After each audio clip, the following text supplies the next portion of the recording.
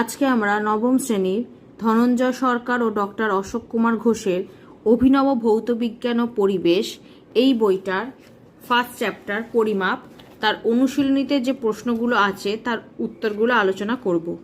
তোমাদের যদি ভিডিওগুলো ভালো লাগে তাহলে লাইক, শেয়ার ও কমেন্ট করে জানিও, আর চ্যানেলটি সাবস্ক্রাইব করো। আমার একটা ম্যাথসের চ্যানেল আছে WB ম্যাথস ওয়ার্ল্ড, সেখানে গণিত প্রকাশের কোষে দেখি সমস্ত অঙ্কের সমাধান করে দেওয়া আছে। তার লিঙ্ক আমি এই ভিডিওর ডেসক্রিপশন বক্সে দিয়ে দেবো, আর ওপরের আই বাটনে ক্লিক করেও তোমরা সেই চ্যানেলটি পেয়ে যাবে। প্রথমে সঠিক উত্তর নির্বাচন। প্রশ্নমান 1 দৈর্ঘ্য পরিমাপের সবচেয়ে বড় একক হলো, উত্তর হবে অপশন ডি পারসেক। 2 1 nm = কত মিটার? উত্তর হবে অপশন সি 10⁻⁻9 মিটার। 3 এসআই পদ্ধতিতে উষ্ণতার একক হলো, উত্তর হবে অপশন এ কেলভিন বা কে। 4 তিনটি মৌলিক একক দ্বারা গঠিত একটি স্কেলার ও একটি ভেক্টর রাশি হলো, উত্তর হবে অপশন সি কার্য বল। 5 সাধারণ তুলাযন্ত্রের ওজন বাক্সকে বাটখারাগুলির ওজন কোন অনুপাতে থাকে? উত্তর হবে অপশন বি 1:2:2:5। প্রশ্ন 6 মাত্রাহীন কিন্তু এককযুক্ত একটি রাশি হলো, উত্তর হবে অপশন সি ঘনকোণ। 7 1 আর্মস্ট্রং হচ্ছে কত মিটার? উত্তর হবে অপশন ডি 10⁻⁻10 মিটার। প্রশ্ন 8 নিম্নলিখিত এককগুলির মধ্যে কোনটি মৌলিক একক? উত্তর হবে অপশন এ আলোকবর্ষ। 9 কোন রাশির মাত্রা হলো mL/T⁻²? উত্তর হবে অপশন ডি বল। 10 ত্বরণের মাত্রা হলো, উত্তর হবে অপশন এ L/T⁻²। 11 নিচের রাশিগুলির মধ্যে এককহীন রাশিটি হলো, উত্তর হবে অপশন এ আপেক্ষিক গুরুত্ব। প্রশ্ন 12 4°C উষ্ণতায় 5 সেন্টিমিটার কিউব জলের ভর হলো, উত্তর হবে অপশন এ 5 গ্রাম। প্রশ্ন 13 কার্যের মাত্রা হলো, উত্তর হবে option A mL/2 T⁻², mL²T⁻²। প্রশ্ন 14 সাধারণ তুলা দিয়ে মাপা হয় বস্তুর, উত্তর হবে অপশন সি ভর। তারপর প্রশ্ন বি অতি সংক্ষিপ্ত উত্তরভিত্তিক প্রশ্ন। প্রশ্নমান 1 প্রশ্ন 1 তড়িৎ প্রবাহমাত্রা কি রাশি? উত্তর হবে স্কেলার রাশি। 2 এসআইতে ক্ষেত্রফলের একক কি? উত্তর হবে মিটার স্কোয়ার বা m²। 3 বস্তুর ভার কোন যন্ত্রের সাহায্যে পরিমাপ করা যায়? উত্তর হবে স্প্রিং তুলা। 4 ঘনকোণের একক কি? উত্তর হবে স্টেরেডিয়ান। 5 উষ্ণতা, কার্য, ভর, বল ও ক্ষেত্রফলের মধ্যে কোনগুলি ভেক্টর ও কোনগুলি স্কেলার রাশি? উষ্ণতা, কার্য, ভর এই তিনটে হচ্ছে স্কেলার রাশি, আর বল ও ক্ষেত্রফল হচ্ছে ভেক্টর রাশি। 6 ঘনত্বের এসআই ও সিজিএস এককের মধ্যে সম্পর্ক লেখো। 6 নম্বর পাতায় এই যে দেখো, এসআই পদ্ধতিতে ঘনত্বের একক হচ্ছে কিলোগ্রাম পার ঘনমিটার, আর সিজিএস পদ্ধতিতে ঘনত্বের একক হচ্ছে গ্রাম পার ঘন সেন্টিমিটার। এবার এই দুটোর মধ্যে সম্পর্ক যেটা হচ্ছে 1 কিলোগ্রাম পার ঘনমিটার হচ্ছে 1/1000 গ্রাম পার ঘন সেন্টিমিটার, এটাই লিখতে হবে। বা 1 গ্রাম পার ঘন সেন্টিমিটার হচ্ছে 1000 কেজি পার ঘন মিটার, যে কোনো একটা লিখে দেবে। হয় লিখবে 1 কিলোগ্রাম পার ঘনমিটার হচ্ছে 1/1000 গ্রাম পার ঘন সেন্টিমিটার, আর নাহলে লিখে দেবে 1 গ্রাম পার ঘন সেন্টিমিটার হচ্ছে 1000 কিলোগ্রাম পার ঘনমিটার। প্রশ্ন 7 একটি এককবিহীন রাশির উদাহরণ দাও। উত্তর হবে আপেক্ষিক গুরুত্ব। প্রশ্ন 8 মাত্রা নেই কিন্তু একক আছে, এরূপ একটি রাশির উদাহরণ দাও। উত্তর হবে কোণ। কোণ এমন একটি রাশি যার মাত্রা নেই কিন্তু একক আছে। 9 সাধারণ তুলাযন্ত্রের বাটখারাগুলির ভরের অনুপাত কত? উত্তর হবে 5:2:2:1। 10 এসআই এককে 4°C উষ্ণতায় বিশুদ্ধ জলের ঘনত্ব কত? উত্তর হবে 1000 কিলোগ্রাম পার ঘন মিটার। 11 পরমাণুর কেন্দ্রকের ব্যাস কোন এককে মাপা হয়? উত্তর হবে ফার্মি। 12 কোন ভৌত রাশিটি তুলাযন্ত্রের সাহায্যে মাপা হয়? উত্তর হবে ভর। 13 দৌড় প্রতিযোগিতার সময় কোন ঘড়ি ব্যবহার করা হয়? উত্তর হবে স্টপওয়াচ। 14 আলোকবর্ষ একটি মৌলিক না লব্ধ একক? আলোকবর্ষ একটি মৌলিক একক। তারপর সি সংক্ষিপ্ত উত্তরভিত্তিক প্রশ্ন, প্রশ্নমান 2। 1 সাধারণ তুলাযন্ত্রের সুবেদিতা বলতে কি বোঝো? 13 নম্বর পাতায় এই যে দেখো সুবেদিতা, তুলাযন্ত্রের সুবেদিতা, এটা আমরা লিখবো এখান থেকে এতটা, এখান থেকে এতটা। যে ধর্মের জন্য সাধারণ তুলাযন্ত্র ভরের সামান্যতম পার্থক্য নির্দেশ করে তাকে সাধারণ তুলাযন্ত্রের সুবেদিতা বলে। প্রশ্ন 2 এককের প্রয়োজনীয়তা ব্যাখ্যা করো। 2 নম্বর পাতায় এই যে দেখো দেওয়া আছে এককের প্রয়োজনীয়তা, 3টে পয়েন্ট দেওয়া আছে, এই 3টে পয়েন্ট লিখে দেবে। এখান থেকে এতটা, 3টে পয়েন্টই লিখে দেবে। এখান থেকে এতটা।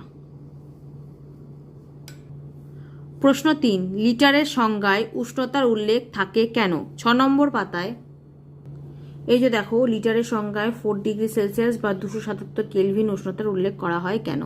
এটাই হবে এই প্রশ্নের উত্তর। এখান থেকে এতটা লিখে দেবে, এখান থেকে এতটা। প্রশ্ন 4 সাধারণ তুলাযন্ত্রে বাটখারাগুলির ভরের অনুপাত 5:2:2:1 নেওয়া হয় কেন? 13 নম্বর পাতায় এই যে এখানে দেওয়া আছে ওজন বাষ্কের বাটখারাগুলির ভরের অনুপাত 5:2:2:1 রাখার কারণ। এটাই হবে প্রশ্নের উত্তর। এখান থেকে এতটা, এখান থেকে এতটা।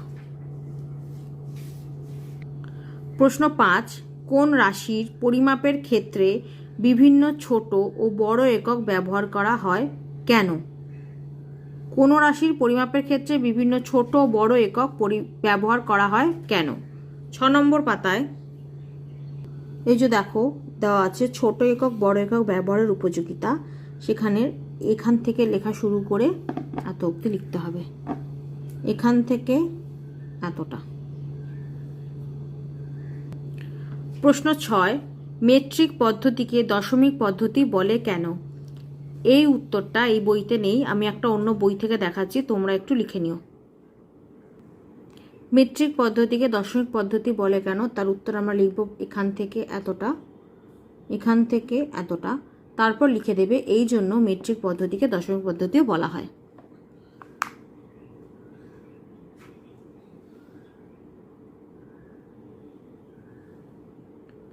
প্রশ্ন 7 লম্বন ত্রুটি কি? 10 নম্বর পাতায় এই যে লম্বন ত্রুটি, এটা আমরা লিখবো এখান থেকে এতটা, এখান থেকে এতটা। প্রশ্ন 8 মাত্রা কাকে বলে? বলের মাত্রের সংকেত লেখো। বলের মাত্রের সংকেত হচ্ছে mLT⁻²। আর মাত্রা কাকে বলে এই উত্তরটা আমরা পেয়ে যাব 7 নম্বর পাতায়। এই যে মাত্রা কাকে বলে সেটা আমরা লিখবো, এই যে সংজ্ঞা দেওয়া আছে দেখো, এখান থেকে এতটা, এই দুটো লাইন লিখবো, এখান থেকে এতটা। প্রশ্ন 9 খুব সুবেদী তুলাযন্ত্র সুস্থিত হয় না কেন?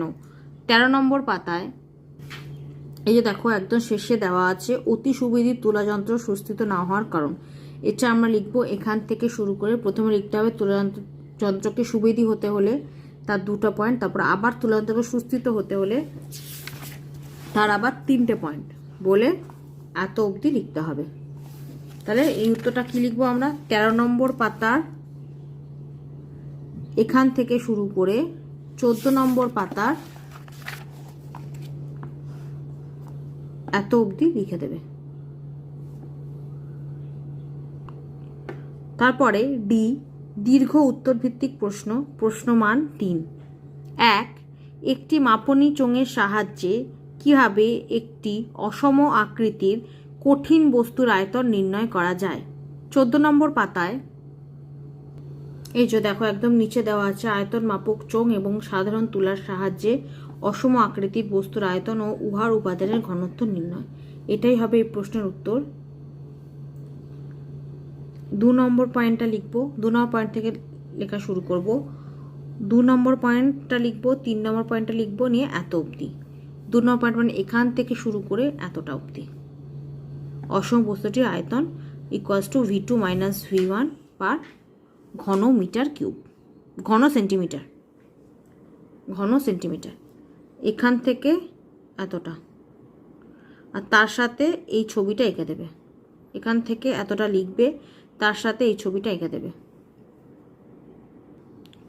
প্রশ্ন 2, সাধারণ রৈখিক স্কেলের সাহায্যে কিভাবে একটি পাতলা কাগজের বেধ নির্ণয় করা যায়? 11 নম্বর পাতায় এই যে দেখো হাতে কলমে বলে যেটা দেওয়া আছে, রৈখিক স্কেলের সাহায্যে পাতলা বইয়ের পাতার গড় বেধ নির্ণয়। রৈখিক স্কেলের সাহায্যে বইয়ের পাতার গড় বেধ নির্ণয়, এটাই হবে এর উত্তর। আমরা লিখবো এখান থেকে এতটা, আর তার সাথে এই ছবিটা এঁকে দেবে। এখান থেকে এতটা লিখবে, তার সাথে এই ছবিটা এঁকে দেবে। 3টে পয়েন্ট দেওয়া আছে, 3টে পয়েন্টই লিখবে, 1 2 3। প্রশ্ন 3, একটি আয়তন মাপক চোঙ ও একটি স্টপওয়াচের সাহায্যে কিভাবে কল থেকে পড়ার হার নির্ণয় করা যায়? তবে জল পড়ার হার, এখানে জল কথাটা লেখা হয়নি। একটি আয়তন মাপক চোঙ ও একটি স্টপওয়াচের সাহায্যে কিভাবে কল থেকে জল পড়ার হার নির্ণয় করা যায়? 12 নম্বর পাতায় একদম প্রথমে যে হাতে কলমেটা দেওয়া আছে, আয়তন মাপক চোঙ ও স্টপওয়াচের সাহায্যে কল থেকে জল পড়া হার নির্ণয়, এটাই হবে এই প্রশ্নের উত্তর। আমরা এখান থেকে এতটা লিখব। 3টে পয়েন্ট দেওয়া, 4টে পয়েন্ট দেওয়া আছে, 4টে পয়েন্ট লিখবো, আর গণনাটাও লিখে দেবো। এখান থেকে এতটা। প্রশ্ন 4, তুলার সুবেদিতা বলতে কি বোঝো? সাধারণ তুলাযন্ত্রের সুবেদিতার শর্তগুলি লেখো। 13 নম্বর পাতায় প্রথমে চেয়েছে তুলার সুবেদিতা বলতে কি বোঝো, সেই উত্তরটা আমরা লিখবো এখান থেকে এতটা। তারপর তুলাযন্ত্র সুবেদি হওয়ার শর্ত চেয়েছে, সেটা আমরা লিখবো, তার আগেই দেওয়া আছে দেখো তুলাযন্ত্র সুবেদি হওয়ার শর্ত, সেটা লিখবো এখান থেকে এতটা। 4টে পয়েন্ট দেওয়া আছে তুলাযন্ত্র সুবেদি হওয়ার শর্তে, এই 4টে পয়েন্টে লিখে দেবে। তাহলে প্রথমে লিখবে তুলাযন্ত্রের সুবেদিতা, সেটা হচ্ছে এখান থেকে এতটা। তারপর তুলাযন্ত্র সুবেদি হওয়ার শর্ত লিখবো আমরা এখান থেকে এতটা। 4টে পয়েন্ট দেওয়া আছে, 4টে পয়েন্টই লিখে দেবে, 1 2 3 4, এই 4টে পয়েন্টই লিখবে। প্রশ্ন 5, সুতো ও রৈখিক স্কেলের সাহায্যে কিভাবে একটি বক্ররেখার দৈর্ঘ্য পরিমাপ করা যায়? 10 নম্বর পাতায় এই যে হাতে কলমেটা দেওয়া আছে, এটাই হবে এই প্রশ্নের উত্তর। স্কেল ও সুতার সাহায্যে বক্ররেখার দৈর্ঘ্য নির্ণয়। এখান থেকে এতটা লিখবো, এই ছবিটা এঁকে দেবো। এখান থেকে এতটা লিখবো, এই ছবিটা আঁকবো। 4টে পয়েন্ট দেওয়া আছে, 4টে পয়েন্টই লিখবো, 1 2 3 4। প্রশ্ন 6, গ্রাফ পেপারের সাহায্যে একটি অসম আকৃতির পাত্রের ক্ষেত্রফল কিভাবে নির্ণয় করা যায়? 14 নম্বর পাতায় এই যে এখানে যে হাতে কলমেটা দেওয়া আছে, এটাই হবে এই প্রশ্নের উত্তর। এখান থেকে এতটা, এখান থেকে এতটা, 3টে পয়েন্ট আছে, 3টে পয়েন্টই লিখবে, 1 2 3। আবার 3 নম্বর পয়েন্টের যে মধ্যে যে আরও 3টে পয়েন্ট আছে, সেই 3টে পয়েন্টও লিখে দেবে। মানে এখান থেকে এতটা পুরোটা লিখে দেবে, তার সাথে এই ছবিটা এঁকে দেবে। প্রশ্ন 7, ভেক্টর রাশির সংজ্ঞা ও উদাহরণ দাও। 1 নম্বর পাতায় এই যে ভেক্টর রাশি, এখান থেকে এতটা লিখবো, এর মধ্যেই সংজ্ঞা উদাহরণ দুটোই দেওয়া আছে। এখান থেকে এতটা। প্রশ্ন 8, স্কেলার ও ভেক্টর রাশিগুলির পার্থক্য লেখো। 1 নম্বর পাতায় একদম শেষে দেখো দেওয়া আছে স্কেলার ও ভেক্টর রাশির পার্থক্য। 4টে পার্থক্য দেওয়া আছে, এই 4টে পার্থক্যই লিখে দেবে।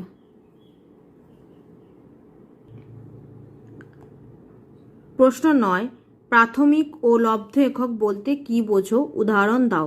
2 নম্বর পাতায় প্রথমে প্রাথমিক একক কাকে বলে তার উদাহরণটা লিখবে। এখান থেকে এতটা, এখান থেকে এতটা প্রাথমিক একক কাকে বলে তার উদাহরণ। তারপর আমরা লিখব লব্ধ একক কাকে বলে তার উদাহরণ, সেটা হচ্ছে এখান থেকে এতটা। এখান থেকে এতটা। লব্ধি একক কাকে বলে তার উদাহরণ, আর প্রথমে হচ্ছে প্রাথমিক একক কাকে বলে তার উদাহরণ। এখান থেকে এতটা। প্রশ্ন 11, একটি মাপনী চোঙ ও একটি ড্রপারের সাহায্যে 1 ফোঁটা জলের আয়তন নির্ণয় করবে কিভাবে? এই উত্তরটাই বইতে নেই, তোমরা একবার উত্তরটা দেখে নাও। এই প্রশ্নের উত্তরটা দেখো, একটি আয়তন মাপক চোঙে ফোঁটা ফোঁটা করে জল ভরতে হবে এবং প্রত্যেকটি ফোঁটা গুণে রাখতে হবে। যখন মাপক চোঙে মোট VmL জল হবে তখন জল ভরা বন্ধ করে মোট কত ফোঁটা জল ওই চোঙের মধ্যে ভরা হলো তা লিখে রাখতে হবে। এবার চোঙের মধ্যে উপস্থিত জলের আয়তনকে, এটা হচ্ছে VmL, ফোঁটার সংখ্যা দিয়ে ভাগ করে 1 ফোঁটা জলের আয়তন পাওয়া যাবে। এই উত্তরটা লিখে দেবে।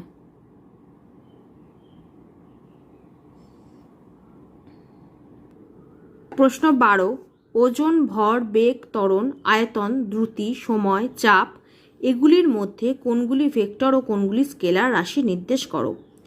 ভর, আয়তন, সময় এই তিনটে হচ্ছে স্কেলার রাশি, বাকি ওজন, বেগ, ত্বরণ, দ্রুতি, চাপ এই 5টা হচ্ছে ভেক্টর রাশি। তাহলে ভর, আয়তন, সময় এই তিনটে হচ্ছে স্কেলার রাশি, ওজন, বেগ, ত্বরণ, দ্রুতি, চাপ এই 5টা হচ্ছে ভেক্টর রাশি। তারপরে গাণিতিক প্রশ্নাবলী, প্রশ্নমান 3। 1, লোহার ঘনত্ব 7.6 গ্রাম পার ঘন সেন্টিমিটার হলে 15.2 গ্রাম লোহার আয়তন কত? প্রথমে প্রদত্ত লোহার ভর দেওয়া আছে 15.2 গ্রাম, লোহার ঘনত্ব দেওয়া আছে 7.6 গ্রাম পার ঘন সেন্টিমিটার। অতএব লোহার আয়তন, আয়তন মানে আমরা জানি ভর বাই ঘনত্ব, তাহলে লোহার আয়তন ইকুয়ালস টু হবে লোহার ভর বাই লোহার ঘনত্ব, ইকুয়ালস টু লোহার ভর হচ্ছে 15.2, ঘনত্ব হচ্ছে 7.6 ঘন সেন্টিমিটার, ইকুয়ালস টু হবে 2 সেন্টিমিটার। এটা হবে অ্যান্সার। তাহলে লোহার আয়তন হবে, উত্তর আমরা লিখব, লোহার আয়তন কত? লোহার আয়তন হবে 2 ঘন সেন্টিমিটার। এটা হবে অ্যান্সার। প্রশ্ন 2, একটি মাপনী চোঙে 45 ঘন সেন্টিমিটার দুধ আছে। একটি লোহার টুকরো ফেললে আয়তনের পাঠ হয় 75 ঘন সেন্টিমিটার। যদি লোহার টুকরোর ভর হয় 80 গ্রাম তাহলে তার ঘনত্ব কত? মাপনী চোঙে প্রাথমিক অবস্থায় দুধের পরিমাণ 45 ঘন সেন্টিমিটার। মাপনী চোঙে লোহার টুকরো ফেললে আয়তনের পাঠ হচ্ছে 75 ঘন সেন্টিমিটার। অতএব লোহার আয়তন হবে 75 মাইনাস 45 ঘন সেন্টিমিটার ইকুয়ালস টু হচ্ছে 30 ঘন সেন্টিমিটার। তাই লোহার টুকরোর ভর দেওয়া আছে 80 গ্রাম। তাহলে অতএব লোহার ঘনত্ব ইকুয়ালস টু ভর বাই আয়তন ইকুয়ালস টু হচ্ছে 80 ভাগ 30 গ্রাম পার ঘন সেন্টিমিটার, ইকুয়ালস টু হবে 2.66 গ্রাম পার ঘন সেন্টিমিটার। এটা হচ্ছে অ্যান্সার। প্রশ্ন 3, পারদের ঘনত্ব সিজিএস পদ্ধতিতে 13.6 গ্রাম পার ঘন সেন্টিমিটার হলে এসআই পদ্ধতিতে এর মান নির্ণয় করো। পারদের ঘনত্ব ইকুয়ালস টু হচ্ছে 13.6 গ্রাম পার ঘন সেন্টিমিটার। এসআই পদ্ধতিতে পারদের ঘনত্ব হলো কিলোগ্রাম পার ঘন মিটার একক। তাহলে অতএব এবার 13.6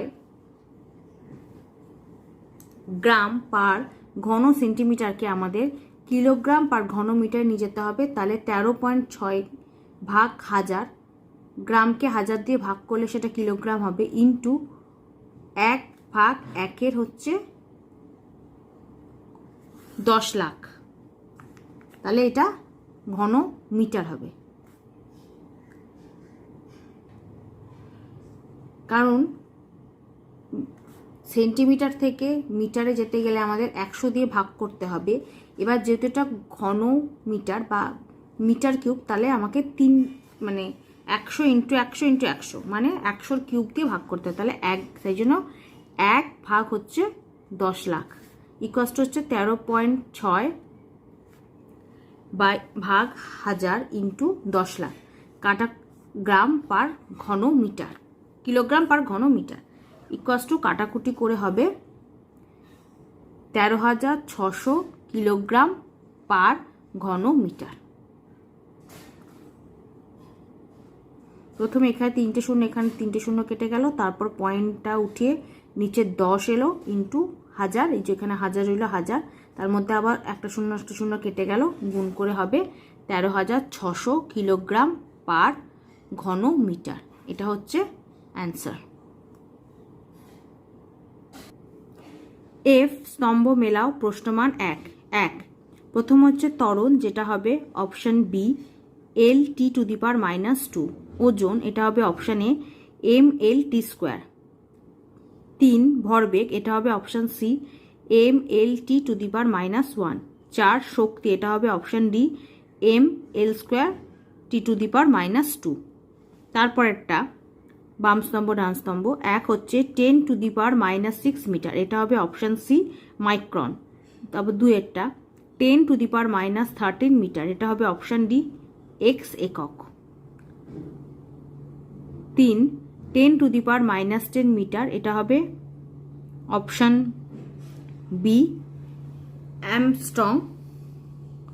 অ্যাংস্ট্রম। আর তারপর একটা হচ্ছে 4 10⁻15 মিটার, এটা হবে অপশন এ ফার্মি।